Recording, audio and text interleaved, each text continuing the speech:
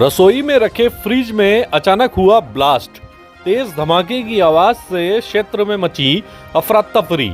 मांडल उपखंड क्षेत्र के चक्की चौराहा यानी कोचरिया में बीती रात को एक मकान की रसोई में रखे फ्रिज में अचानक ब्लास्ट हो गया। तेज धमाके की आवाज से पूरे क्षेत्र में अफरा तफरी मच गई। लोग घरों से बाहर निकल आए। जानकारी के अनुसार रसोई में रखे फ्रिज के पास ही एलपीजी गैस सिलेंडर भी रखा हुआ था। ब्लास्ट के बाद आग की लपटें उठने लगीं और स्थिति गंभीर होती नजर आई।